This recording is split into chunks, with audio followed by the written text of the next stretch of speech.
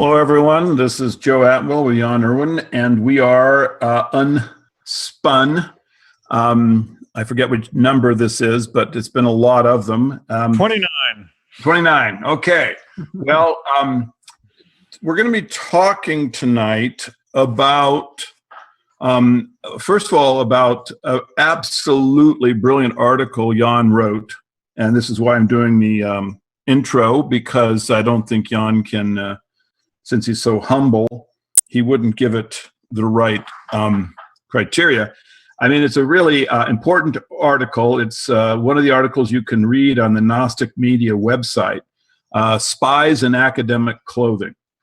And as is often the case, it actually, in an odd way, links to an article I wrote, which is concerning the Tempest. And I wrote a decoding of the Tempest, which shows the meaning of the expression Brave New World, which comes from that play by the author calling himself William Shakespeare. And that title was then picked up by Huxley for his book, Brave New World. Huxley understood the occulted meaning of the expression. Huxley actually knew what Shakespeare had in mind. And so he used the title very ironically and in a way that the oligarchs would find quite a bit of mirth in the depiction. And so Jan wrote Spies in Academic Clothing, and we're going to talk about the whole article, but we'll probably be spending quite a bit of time on Huxley, because in the article, Jan did a really ingenious thing. Never been done before, just a fabulous piece of research. And what he did was he actually got the primary documents, the letters that Huxley had with all of the different research individuals he was in communication with. And then Jan branches out and shows the relationships between what Huxley was talking about in the letters and Mkultra. And from this, it is very, very easy to see that Huxley had an administrative function inside of Mkultra. So from here, from that understanding, which comes right from the primary documents, right from the basically just putting the documents side by side with a little bit of analysis that Jan does to help the reader move forward, several just amazing things pop out. I mean, first of all, is that Brave New World is actually a blueprint for the future. This isn't Huxley warning us about anything. This is Huxley talking about what they have in mind, what the oligarchs have in mind for their populations. And then the other thing is that Huxley hired Tim Leary. And once Huxley is firmly embedded inside of Mkultra, then the hiring of Leary becomes, or the purpose behind it becomes transparent. It was basically just another part of the Mkultra op, which then, of course, becomes completely transparent when you look at the video that Jan and I have talked about, which is the reunion party, the Mkultra reunion party held at Leary's house in the late 70s, I believe. Anyway, so Spies in Academic Clothing, you know, we really want to encourage everyone to read it. Jan, what would you, if you want to create a synopsis about it to help people just, you know, who are coming at your work from perhaps with not a lot of background, is there anything you would like to talk about just to get them started with the article? Sure. Well, what I can say about Spies in Academic Clothing is it is essentially an article that I did comparing 7 of the leading books on Mkultra that have been touted essentially as the authoritative books on the entire CIA Mkultra program since 1978 and forward. And, you know, and there's one book by John G. Fuller called Day of St. Anthony's Fire that came out in '68 that's about the events in Pont Saint-Esprit, where the French and French intelligence and CIA, with the help of Albert Hofmann, etc., dosed an entire village in France, killing 7 people, etc. But aside from John Fuller's book, it goes into books by, and now I'm forgetting, books by Walter Boart. Yeah. Walter Boart, he was the husband of Peggy Mellon Hitchcock, and Peggy Mellon Hitchcock, her brother Billy Hitchcock, owned the Millbrook Mansion where Leary did all of the intelligence, or all of the research, not all of it, a lot of the research for MKUltra with Ralph Metzner and Ram Dass or Dick Alpert and Artie Lang and a lot of these other people that were there. Now that was owned by Walter Boart's in-laws, and of course, in Operation Mind Control, Boart never mentions that fact. And one of the next books I go into is let's see if I can find them all. It's The Search for the Manchurian Candidate by John G. Marx. And that book came out in 1979, and it basically is the official history of MKUltra, and it's pretty much what they want you to believe. And you get in there and you actually see that several key players involved in MKUltra actually helped co-write it, like Gordon Wasson, like... I just wanted to interject one thing. What Jan does is he shows that these books are in fact cover stories, that they are not... They're the 7 books are written by the intelligence community to guide and control the entire conversation regarding MKUltra. In other words, when the history of MKUltra, when MKUltra started becoming public because of the Frank Olson murder, the CIA realized that they wanted to take control of the entire conversation, and so they published these books to do so. And so John D. Marx, that wrote The Search for the Manchurian Candidate, most don't know that he was the assistant to the director and possibly later the director of the Bureau of Intelligence and Research for the U.S. State Department. So it's like the fox. It's like the fox guarding the hen house.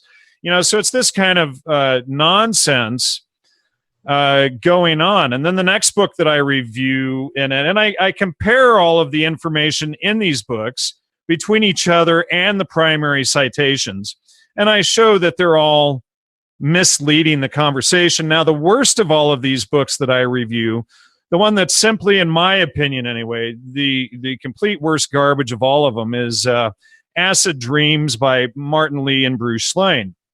And I show how these authors, cite the reunion video that we did a whole show on, but yet omit the key parts where they're talking or where they're admitting about being undercover agents, etc.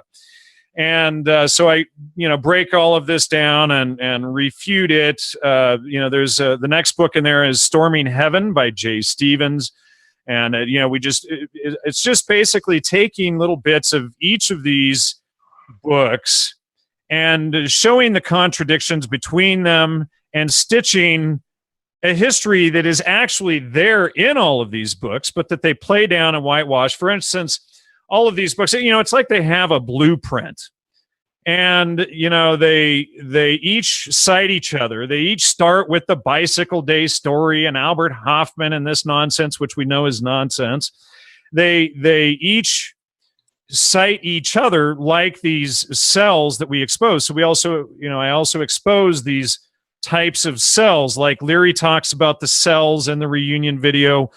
They refer to Robert Heinlein's book, The Moon is a Harsh Mistress, for his interpretation of cells, revealing that Heinlein, who is also an agent, and then if you just step back and you look at all of that, you can see that it's based on like Buckminster Fuller's research. And then I touch on David Black's book. Now, just for instance, on some of the quotes that the authors give in these books, and they all regurgitate the same theme, and they all use an appeal to ridicule to cover this up. Now, David Black is British, so he's probably, I'm guessing more along the lines of MI6, and that's just a suggestion, of course. But he says there has been much conspiratorial theorizing about MKUltra mind control program of the CIA. Some have even argued that it was actually responsible for the LSD explosion of the 60s and 70s as part of a plot by some all-powerful secret society. The Combine. Yeah, it's just all of this loaded, mealy-mouthed language to ridicule anybody who questions their official version of the story. And, it's like Marty Lee in Acid Dreams says something very similar to that, if I can find it. Anyway, it's not that important, but they all make very similar statements in the books to ridicule the idea while they're looking at the evidence and then ignoring the evidence. So I go through and I just show how they're dodging and manipulating the evidence. I just wanted to give like a real quick example of this, because I think it just really underlines what you're saying so clearly. Marx, he talks about the idea that James Moore had infiltrated Wasson's group for the CIA. Well, and we know that the whole group was CIA. Exactly. Now here's another example. Wait. Let me give you an even better example here, Joe. Because let me finish my thought. The point is that they're trying to lead you astray. In other words, the idea being here, it's just obvious that they're trying to show that somehow that Wasson is distinct from the CIA. But here you have just an absolute trap of the lie, because we have the actual document showing that Wasson himself was CIA. So that Marx's claim about James Moore infiltrating Wasson is just obviously a way to deflect people from recognizing that Wasson was totally, and the whole troop was totally involved with the CIA. Well, and let me give you another example here. Yeah. This is Hank Albarelli was the White House lawyer for the Carter administration when all of the MKUltra stuff started breaking out. Now, Hank Albarelli led me on a goose chase for few years, and he sent me a bunch of nasty emails, which are also cited in this article. And he also contradicts himself, because I have emails from him saying that Wasson definitely was CIA. And then later on, he sends me emails like this. And this, I think, is actually, he posted in a big debate with me on Facebook. But he says, Huxley and MKUltra, a pipe dream on your part. Wasson was not CIA. I challenge you to document that. And of course, we've well more than documented that. But he even sent me emails claiming, like false responses from the CIA, and all of this stuff. And what he didn't know was that I had filed FOIA requests with the CIA on Wasson while Albarelli was claiming not to get anything. And the CIA sent me 6 pages back, several of which were private letters between Gordon Wasson and Alan Dulles, the former head of the CIA, the former DCI. So, it's clear that, his claim 0 on Wasson, all pages most likely destroyed in 1973 MKUltra destruction of documents. But again, I do have other emails where he said that that Wasson was CIA. And, so he contradicts himself on this information. But all of these players, they give out little bits because they have to follow the 70-30 rule, or it's probably more like the 66.66 versus 33.33 rule of facts versus disinformation. Because if they just put out all disinformation, they would be easily caught. It's called a limited hangout. That was what Nixon coined it during Watergate. And you could see that there, it was that they knew they couldn't completely control 100% of the information. And so they said, we should get ahead of the curve, release exactly the information that we can best control, and a limited hangout. Well, sure. And what they did, stay in control of the narrative. Their limited hangout, or their scapegoat, was the Manchurian candidate issue. Right. In terms of MKUltra. Using a hypnotized person to carry messages back and forth across borders and then extract the information on the other side. This is the bulk of the Mkultra idea that they put out there, and they said, here, look over here. This is what Mkultra was. This failed. It didn't work. And so go look over there. They didn't want you, ladies and gentlemen, to be thinking about the Grateful Dead or Jim Morrison and the Doors or the pop culture or Burning Man or all of these other things as key factors of the Mkultra program. They didn't want you to know that Timothy Leary and Terrence McKenna, well, Terrence McKenna later on, but Tim Leary and the Grateful Dead and Ram Dass and Ralph Metzner and Ken Kesey and the team over at Millbrook and the whole of the I'm guessing, I can't say the majority of the people at the Harvard Social Relations Department under Henry A. Murray, the majority of the people up at the Esalen Institute that was started by Huxley, headed by Dick Price and Michael, what's his name? And of course, Dick Price was in the Harvard Social Relations Department with Leary under, with Huxley working there under Henry A. Murray, et cetera. I mean, it's a very tight-knit group of people, but this article goes through and breaks down the key elements of Mkultra and how these authors of these 7 leading books on Mkultra apparently, from my estimation, looking at the research, intentionally misled the public from 1978, 1979 to present on what Mkultra really was, what mind control ultra really was. Yeah, I couldn't agree more. I think that just any clear-minded person who's involved in this research would have at least brought up the idea, the possibility that the whole counterculture came out of the Mkultra projects, because there are simply too many connections that these individuals were aware of, right? Well, each one of them actually mocks the idea. Right, exactly. And let's, let me just read what John D. Marx says about this idea, okay? And this is, I don't remember where it's the citations there. People can find it in the article, but it says, it would be an exaggeration to put all the blame on or give all the credit to the CIA for spreading LSD. One cannot forget the nature of the times, the Vietnam War, the breakdown in authority that the CIA promoted, and the widely availability of other drugs that the CIA made available, especially marijuana. But the fact remains that LSD was one of the catalysts of traumatic upheavals of the 1960s. No one could enter the world of psychedelics without first passing unawares through the doors opened by the agency. It would become supreme irony that the CIA's enormous research for weapons among drugs, fueled by the hope that spies could, like Dr. Frankenstein, control the life with genius and machines, would wind up helping to create the wandering, uncontrollable minds of the counterculture. Wow. So this is the kind of nonsense that these agencies publish. We can't say that it's just the CIA, because obviously John D. Marx is from the Bureau of Intelligence and Research. Right. Well, just compare Marx's disclaimer to the statement that begins the CIA.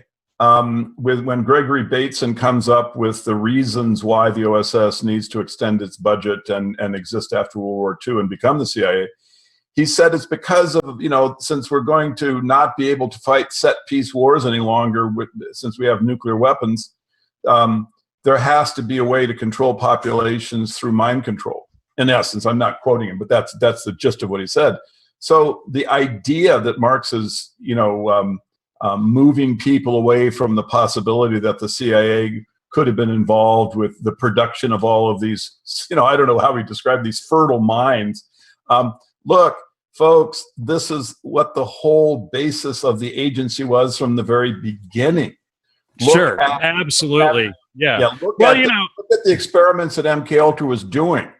They are doing. There's some really good, but trying to determine how to control the minds of the population. There's some really good quotes in there about this stuff too. And there's even a quote about Huxley getting funding or getting his LSD ship, or excuse me, getting his mescaline shipped to him by Humphrey Osmond the same day or the same week that MKUltra was funded by the CIA. But here's that other quote, Joe, that I was looking for a minute ago from Martin Lee and Bruce Slane from their, in my opinion, completely awful and ridiculous book, Acid Dreams. But they say, what was Helms trying to hide? The wholesale destruction of these memoranda suggests that there may have been a lot more that to the CIA's LSD program than the revelations that came to light during the post-Watergate that's one conclusion you might draw. Yeah, of the mid-1970s. Yeah, one really blatant, obvious conclusion. Right, yeah.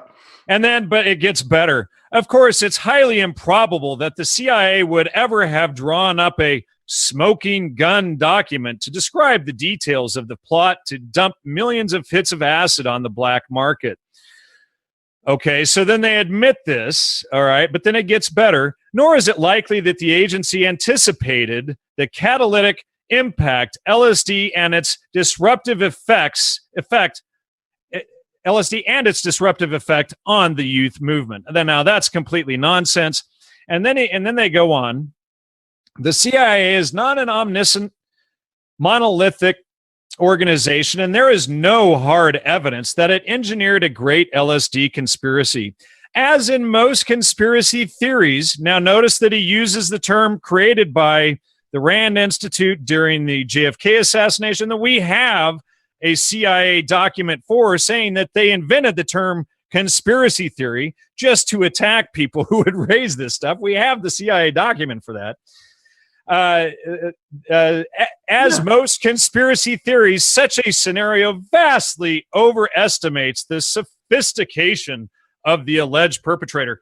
See, what they want us to believe is that the CIA are just a bunch of dumb morons. And look, they're just a bunch of guys in black suits and they don't know anything. And, that's what they want the public to believe, though, hold on a second, Joe, is that we are the smart ones and the CIA are just a bunch of dumb morons. So that's that's the picture that these authors are trying to paint. Now they go on here.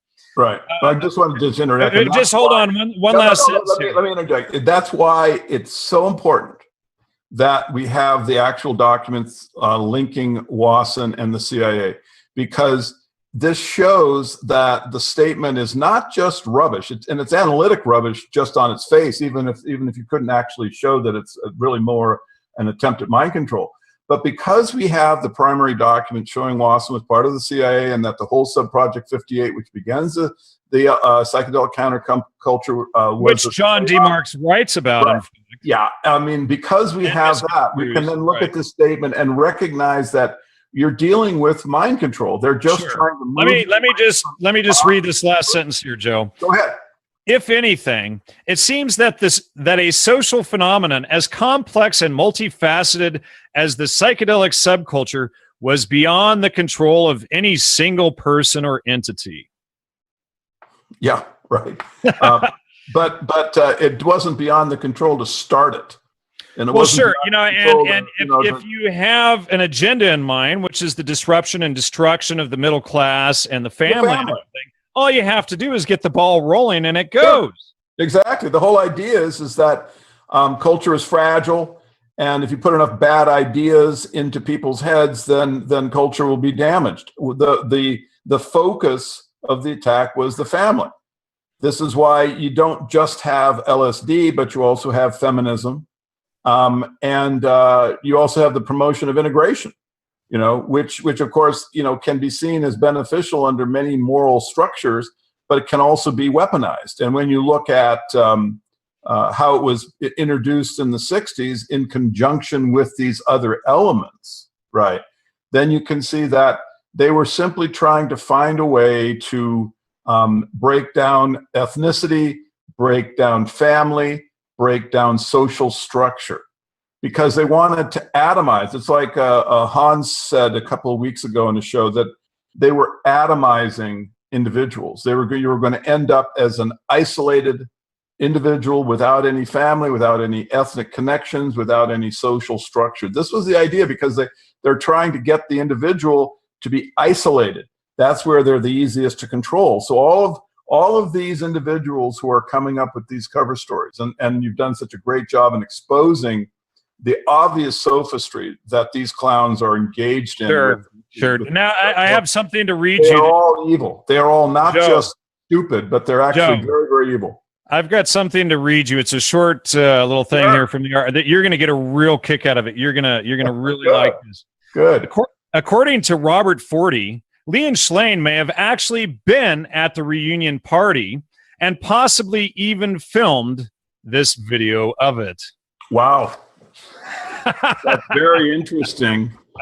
That's very, very interesting. And, you know, with Jan and I, many interesting people come to us and propose things and suggest things. And if some of the suggestions that have been made recently actually come to pass, we could be providing some very dramatic testimony in the future. So stay tuned, folks. We're trying to take the research into a more easy to understand and empirical structure, because when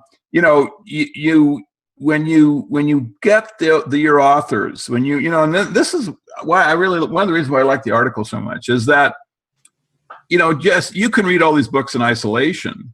And if you are an alert reader, you can sense that each and every book has weaknesses. But it's only by taking all the books and comparing them one another that you can see these patterns, the patterns of deception, how the whole clump of them are trying to move people away from the idea of investigating the role that the CIA had in the counterculture.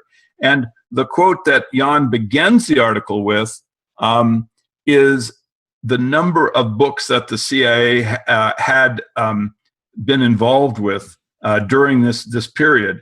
And it was a researcher, I forget her name, but she said that Frances Donner Saunders. They admitted to over 1,000 books. Well, I think if you walk into most of your major brand booksellers, most of the published books in there are counterintelligence. Now, we started off this show talking about a quote from Aldous Huxley. So I do want to shift gears a little bit over to Aldous.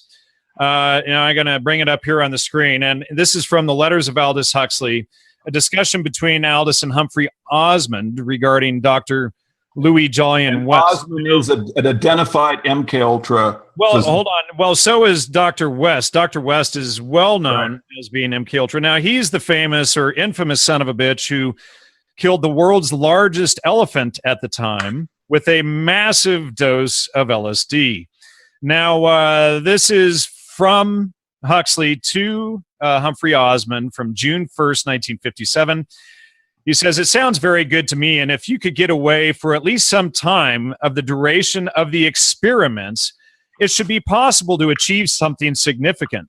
Using the same subjects in a regular series of tests should make possible a really systematic exploration of their other world." And he says their other world, so they're creating this, like the separate reality that Carlos Castaneda talks about. It will also be possible to see what can be done by combining hypnosis with LSD or mescaline. Of course, we know they were using hypnosis, LSD, mescaline. In fact, what was the Grateful Dead? Using music and hypnosis and LSD and mescaline and mushrooms. And he says, Dr. L.J. West of the Medical School of the University of Oklahoma was here a few weeks ago, which is at Huxley's house here in California. And Huxley also used to live on the next mountain range over from me, in fact, back in the 40s. But he says, an extremely able young man, I think. His findings are that mescalinized subjects are almost unhypnotizable.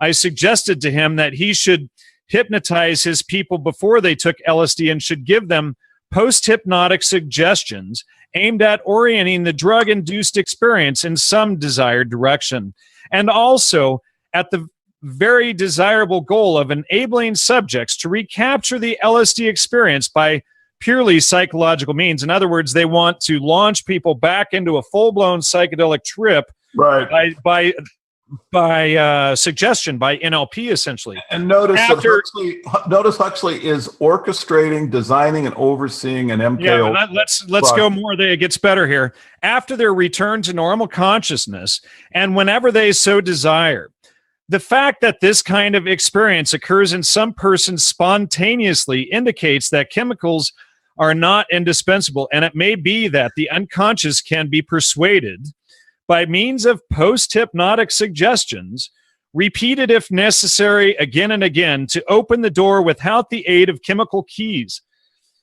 Such a setup as Eileen envisages would be ideal for this kind of experiment.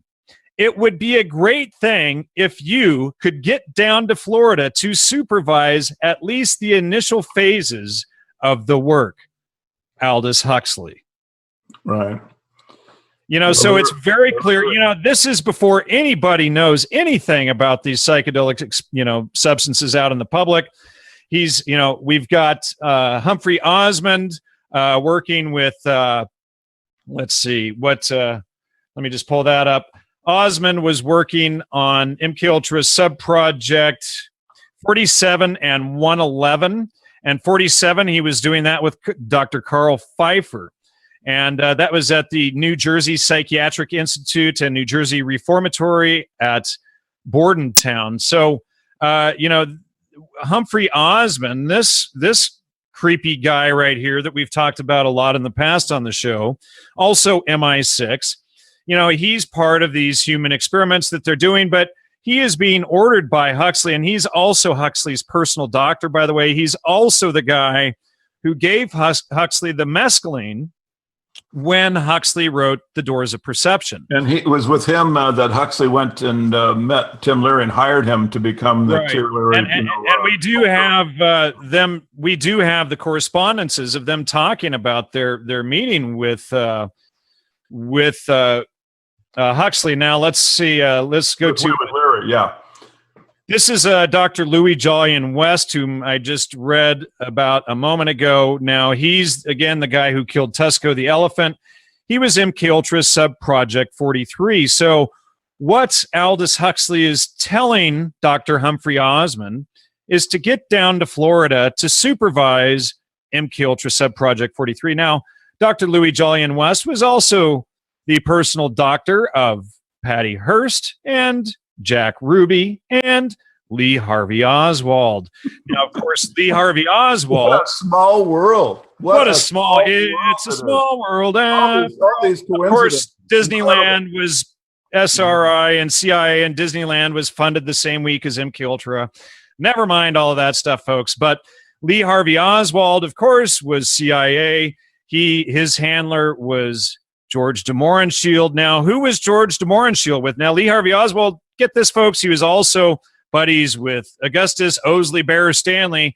But guess who this guy right here, George de Mohrenschildt, was buddies with? He was buddies with, ladies and gentlemen, a guy by the name of Gordon Wasson. And, of course, when George de Mohrenschildt was suicided, when they found out his connections to Lee Harvey Oswald, he was suicided with a letter with a phone book in his pocket with none other than George H.W. Bush's phone number, along with Gordon Wasson's in it.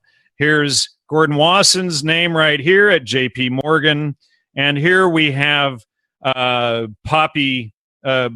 George Poppy Bush right here. Yeah. Zapata Petroleum. So this is, you know, and so we're talking about now, let's not forget, ladies and gentlemen, George H.W. Bush was not only the president of the United States, but before that, he had a little job as, drumroll, the director of the Central Intelligence Agency. Yeah, it's just a total cesspool. I just wanted to point out that that Huxley basically convicts himself with his own words in the statement that you read, because, you know, if you go through it very carefully, you can see that he is advocating very, very dangerous experiments on humans. And there is just no way around it. He is advocating very, very dangerous experiments on humans. He is orchestrating MKUltra. He has no concern whatsoever, absolutely no concern whatsoever for the psychic health of these individuals. He's just trying to get some data. And if every one of them ends up in a mental asylum, who cares? They just want the data. Well, and not only that, they're doing half of this in mental asylums to screw them up. Right. Exactly. How far they can steer them off, you know? Yeah, because they know they can take these patients, and if they become completely dysfunctional, then who's to know and who's to complain, right? They're crazy. So we just use them up like fodder. But this nihilistic approach to humanity, this approach where they can just use humans as lab rats, is really the moral dimension of the oligarchs. It's very, very clear in that statement that Huxley makes. And incidentally, I was sent a communication of a letter of an individual who'd attended a party at Rothschild, Baron Rothschild in London, that Huxley attended. And the individual said I read that too. Right. I think Huxley was they were very close friends, and that Huxley was engaging in some just intellectual game plan. Now, Joe, let's not give all the credit to just one psychopath in the Huxley family, because there are many psychopaths in the Huxley family. In fact, the Huxley family is apparently composed of psychopaths. Now, I'm actually in the process right now of editing a new series on Mkultra in Australia, Mind Controlled Down Under. Now, Australia has its own psychopaths, of course. Now, let me introduce a new psychopath. This is Leonard George Holden Huxley. He's like a second cousin to once removed to Thomas Henry Huxley, who worked with Darwin, who was Julian and Aldous Huxley's grandfather. So he's a distant cousin.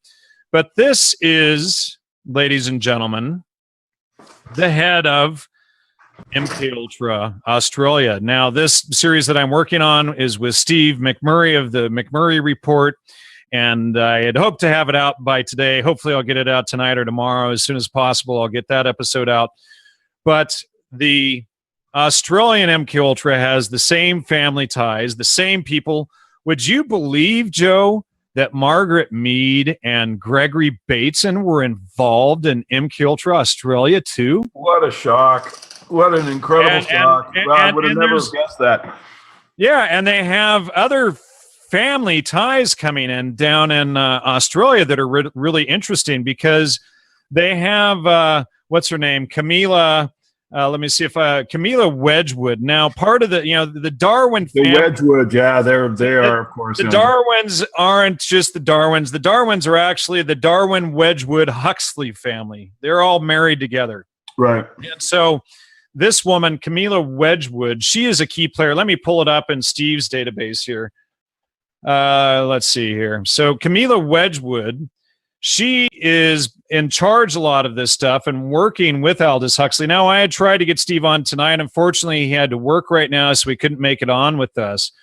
But we hope to have him on soon so that he can discuss all of his discoveries that he based from my original work on U.S. Mkultra, and he made all of the connections in Australian Mkultra. But the Wedgwood, Darwin Wedgwood, Huxley families play into all of it, as do like this guy. But we've got Margaret Mead down there. We've got Gregory Bateson shows up down there.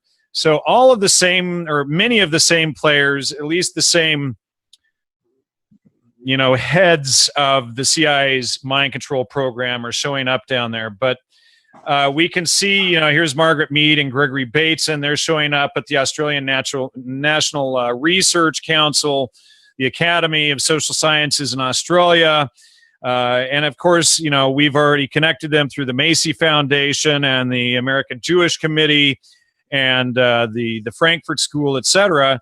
And it's well identified that Margaret Mead, she was one of these anthropologists involved with this. Now, let me show you a quote, because we've done a lot to expose native revivalism and the archaic revival created by Mr. Gregory Bateson, working with the CIA, one of the key founders of the CIA. But let me find Camille again. So what Steve has found under Camille is that she was one of the first anthropologists brought in with the goal of determining ways of reviving native culture in Australia. What a shock. What a shock. Yeah. So, and just to segue 1 second, another individual who was under Bateson's control to some extent, one of the, when he was at the University of Hawaii, was Ann Durham, who Barack Obama's mother, who then ends up in Indonesia promoting native culture. These microloans for, promoting pottery and, cockfighting and basket weaving and just everything that they can do to keep these people in the Stone Age. And so this was just a general plan worldwide, basically, at the end of World War II. Just remove populations from any kind of technology and, if possible, shatter their culture so that you just have a mob of isolated individuals that would be very easy to, to basically control, and to set up Huxley's kind of brave new world where they were just developing, the genetically stratified levels where the morons and the, would be at the bottom and they would be at the top. I mean, it's a nice program if you're an alpha, not so hot if you're an epsilon or a delta. So this is why everyone needs to pay attention to this, so that they understand how their culture has been weaponized against them, and they can take steps to change their behavior. Because one thing that really comes clear in all of this is you can see the family and ethnic connections have to be reestablished. Anyone who, this multiculturalism stuff is obviously a weapon and needs to be exposed to the public. Now, here are a couple more good quotes from Aldous Huxley, our favorite psychopath. The only other person out there, I think, that compares to Aldous Huxley and his psychopathology would be someone like Leon Trotsky, who murdered like 45 million people in Russia under the CIA, the Ukrainian guy. Yeah, Huxley would really be right at the top of the psychopathic, Hall of Fame. But you can't really when you talk about this, you also have to think about Ken Kesey, because there's someone who obviously, well, he helped spread it. But you got to remember that Aldous Huxley is way up at the top. He's the one who wrote the Brave New World, designing the program, all this stuff. He's the guy that they've brought in from MI6 and all of this stuff to direct all of this, and he's written all of these books that are. I think all of the agents today worship Aldous Huxley. I mean, sure. What worse moronic psychopath could you worship than this guy? But let me read this. This is another letter from Letters of Aldous Huxley. This is letter number 756 to Dr. Humphrey Osmond. My dear Humphrey, while Julian Huxley was here, we went to see at UCLA the rats and cats and monkeys with electrodes stuck into various areas of their brains. They press a little lever which gives them a short, mild electric shock, and the experience in certain positions of the electrode is evidently so ecstatically wonderful that they will go on at a rate of 8,000 stimuli per hour until they collapse from exhaustion, lack of food, and sleep. We are obviously getting very close to reproducing the Muslim paradise, where every orgasm lasts 600 years. Aldous Huxley. So this is one of the key people that the CIA, ladies and gentlemen, bases their social philosophies on. This psychopathic nonsense. And not only that, but, it's like, here's the creator of the psychedelic revolution, talking about, how excited he is over, monkeys masturbating to electrodes in their brains. But, the irony is, what we should see right there, ladies and gentlemen, is Aldous Huxley having his skull cracked open and electrodes plugged in there so that everyone can amuse themselves at Aldous Huxley doing this behavior. Right, because what he's promoting is research to control human beings. I mean, the whole reason that they're looking for these pleasure centers and the ways to simulate them is not just because they want to make a joke out of the Muslim concept of ecstasy, but rather he's always looking for ways to control people. If you look at all of the research that you can document Huxley being involved with, at the core of every single component is mind control. Well, and he does dress it as freedom and enemies of freedom, like that book that I found at Princeton, et cetera. Right. But all of this stuff, all you have to do is take it and flip it upside down, and they just use it for because if you're going to do research into mental control to create mental apparatus to promote slavery, you need a cover. A plausible deniability. The shield that he puts over himself is that he's concerned about all these things occurring, right? Sure. Well, let's read this. Let me read this next quote. Now, this is his famous quote to George Orwell or Eric Blair. Now, most people know that Eric Blair, who's that's George Orwell. Eric Blair was his real name. Was Aldous Huxley's student, and both of them were Fabian socialists, which we've already connected to the AJC, and on and on. But Aldous Huxley writes to George Orwell, but now psychoanalysis is being combined with hypnosis, and hypnosis has been made easy and indefinitely extensible through the use of barbiturates, which induce a hypnoid and suggestible state in even the most recalcitrant subjects. Within the next generation, I believe that the world's rulers will discover that infant conditioning and narco-hypnosis are more efficient as instruments of government than clubs and prisons, and that the lust for power can be just as completely satisfied by suggesting people into loving their servitude as by flogging and kicking them into obedience. Right. So this is Huxley admitting the whole thing right here. Yeah. And then look at, you compare that statement to his concern, about the oligarchs developing mind control techniques. I mean, if he was so concerned about this, he wouldn't have spent his whole life trying to produce the science. He wouldn't have spent his whole life, encouraging all of this research specifically and telling Osmond to get down to control people, and telling Osmond to get down to Florida to to guide the research, and and there's more here, ladies and gentlemen. I mean, the sophistry can be exposed. I've actually been working on a long article just on Aldous Huxley. Right now, it's tentatively named "Where's Aldous Huxley?" Like the "Where's Waldo" books. Because everywhere you look, there's Aldous Huxley, and so just a little play off of "Where's Waldo." Engineering the CIA's Mkultra program is the full title of the working title of the article. But continuing on about Dianetics and Magic, December 10, 1950, Aldous writes, meanwhile, we have been looking into Dianetics. Basically, it seems to be a procedure by which one obtains age regression without putting the patient into deep hypnosis. Again, manipulating people's minds without their informed consent, etc. The aim is to get at the words and phrases heard by the patient at moments of lowered consciousness and accepted by him as obsessive commands like post-hypnotic suggestions. The subconscious seems to take these verbal commands literally and unceasingly without regard to their context. Teenage allowances. Yeah. The result can be disastrous, both mentally and physical.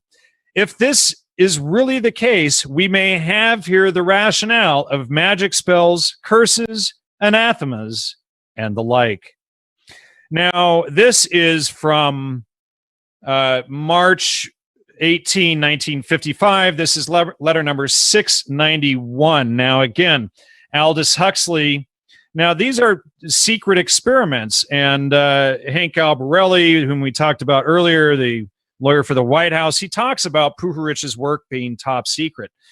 So here is some of the top secret experiments that Aldous Huxley flew out to Maine to hang out at Dr. Andrea Puharich's house to watch his experiments. So again, letter number 691, Dr. Andrea Puharich was here for a few days last week with Alice Bouvier, and we had talks about his latest preoccupation, Amanita muscaria, which he thinks will open the doors of ESP in a big way, provided always it doesn't first open the doors of an untimely grave. Puharich is a lively bird, and I look forward to seeing what he does when he gets out of the army. And then continuing about Puharich, letter number 714, on Friday I go to Boston and on Sunday to Maine. Care of Dr. Puharich, Round Table Foundation, Glen Cove, Maine.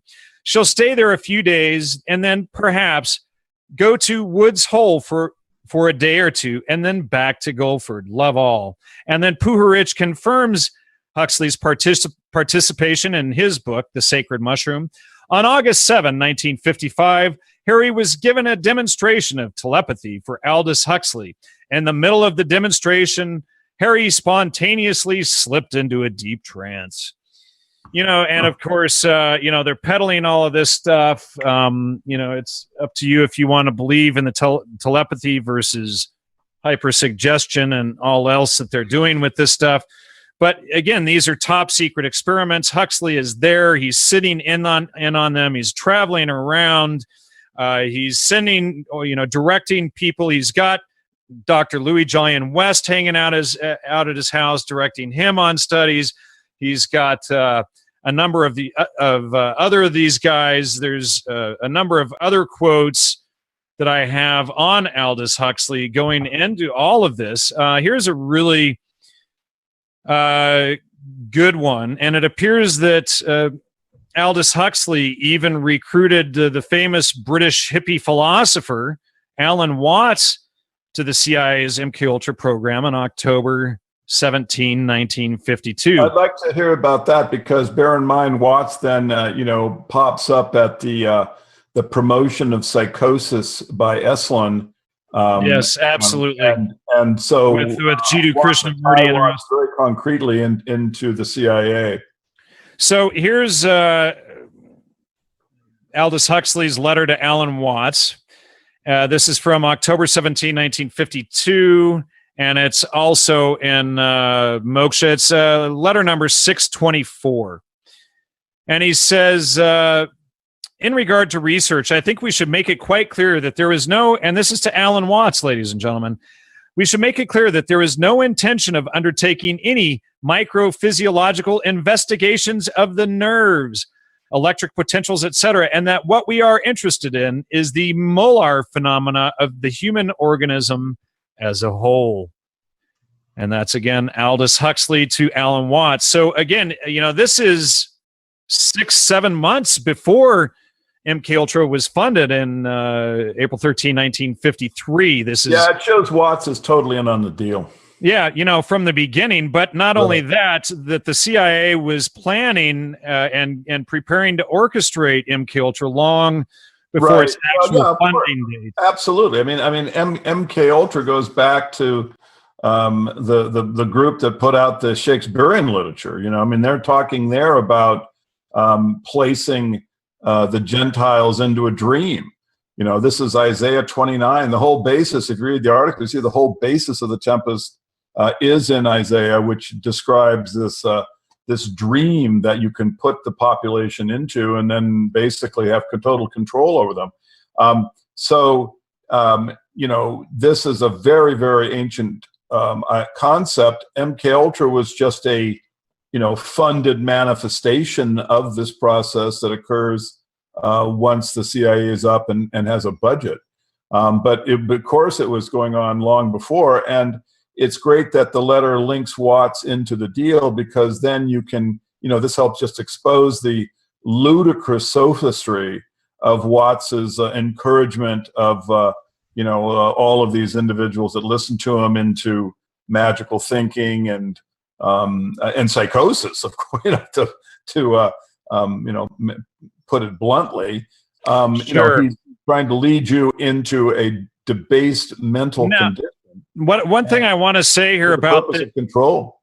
One thing I want to say about these letters now, the official book of these letters is called The Letters of Aldous Huxley, published in the 1960s, shortly after his death. Now, Winona Ryder's father, Michael Horowitz, who is a close pal of Leary, etc. In fact, Tim Leary's son, Zach, told me last week that he wanted me to debate Leonard Horowitz instead of him on the show, because Leonard Horowitz knew these people better, as if Zach Leary didn't know his own father and his own family. But Zach clearly didn't feel competent to debate us on his father being an agent or not. And he used lots of name call. I got some great quotes. We'll have to read them one day. But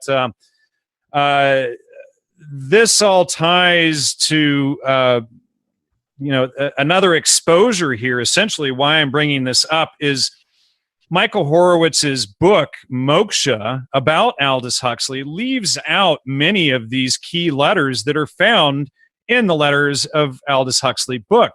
And like Dr. George Estabrooks was another famous MKUltra doctor, and he was part of MKUltra, and I've got him in red, so he's a big player. I don't have what specific MKUltra projects he was working with, but he was also working directly with Martin T. Orrin, who is also MKUltra Australia and the False Memory Syndrome project. But anyway, Michael Horowitz leaves out letters 908, 917, and 938, where Aldous Huxley is discussing MKUltra Dr. George Estabrooks. Now, why are so? And this happens repeatedly throughout Michael Horowitz's book, and apparently, in my opinion, it appears from the research to caveat clearly that these letters were omitted and many of them truncated because they expose these very things that we're talking about here. Yeah, I mean, how could Horowitz even have known which letters to exclude if he didn't completely understand MKUltra? Sure. Exactly. Now here's letter 908 to George Estabrooks. Dear George, thank you for your 2 letters. For various reasons, among others, because my wife has to remain in this neighborhood on account of her work, and because I don't want to take so much time away from my own literary work, and he's got weird punctuation in this, I must say no to your very kind invitation. Of course, George Estabrooks, one of the key doctors of MKUltra, is inviting Huxley to come visit him. Okay, but when I go east for the next visit, I will certainly let you know and come to see what you are doing. Again, here is Huxley going to oversee, having oversight over all of these different MKUltra research. Maybe Huxley was going to tell Estabrooks about the dangers of creating mind control technology and that it might fall into bad hands. Yeah, I mean, Huxley was just so concerned. What a piece of crap this Aldous Huxley is. His sophistry is crocodile tears. I mean,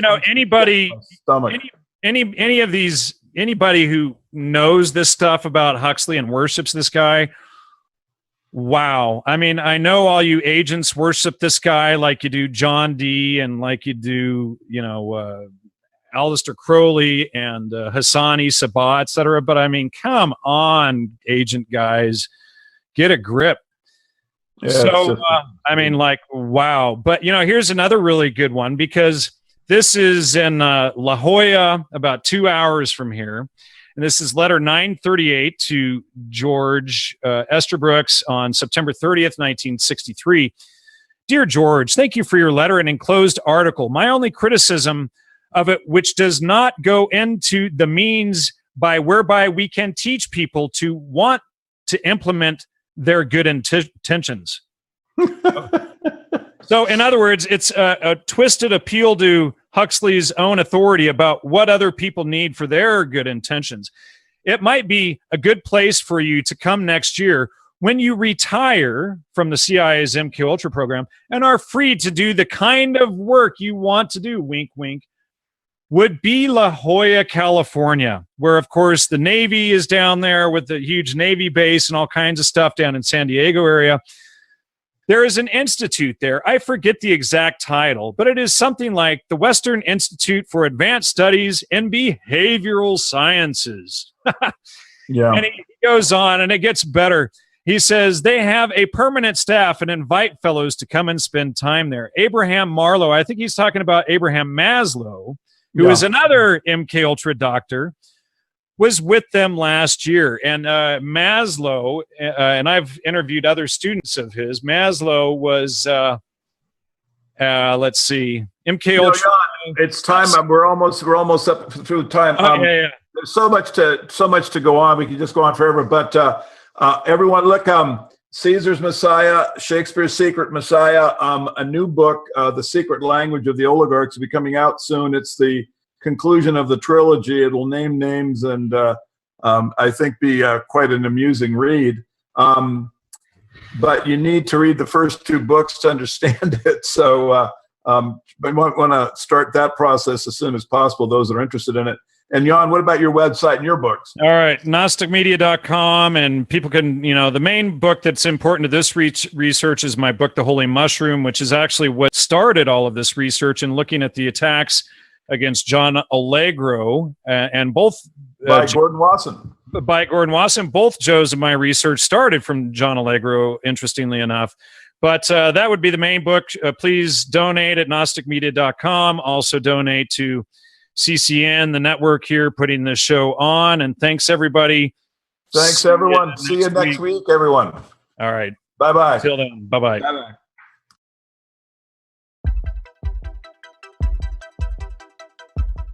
Conscious Consumer Network was designed to create a live broadcast TV network for free and independent media, and has been live on the air since the 1st of January 2015. CCN gets millions of minutes watched every month and is viewed in over 140 countries, having produced around 1,400 shows and counting. And it's very hard to get on the mainstream media, of course, the corporate media that's getting tighter and more monopolized and more restrictive for any outside information. The live broadcasts are free to view and all shows are archived in high definition on YouTube. CCN plays host to a stellar team of broadcasters and producers, all of whom rely on the network to get their message and information out to the world. CCN has continued to evolve, constantly seeking to create greater media usage and opportunities for both broadcasters and viewers, including supporting projects such as the newly launched consciouscommunities.org, a brand new social media platform that is free to use and has been created for those dedicated to the pursuit of freedom, justice, peace, and sustainability to come together and co-create the solutions to a better world. Due to the constant heavy usage, we are in need of replenishing and replacing of key hardware and infrastructural wear and tear. This includes the fixing and replacing of parts of the live broadcast equipment system, as well as increasing storage capacities for content and projects. Without this, CCN and its affiliate projects will simply not be able to continue. Conscious Consumer Network is a publicly funded project, and it is up to you all to keep CCN on the air. Support our funding drive with a donation or become a monthly pledger. We thank you all for supporting free and independent media.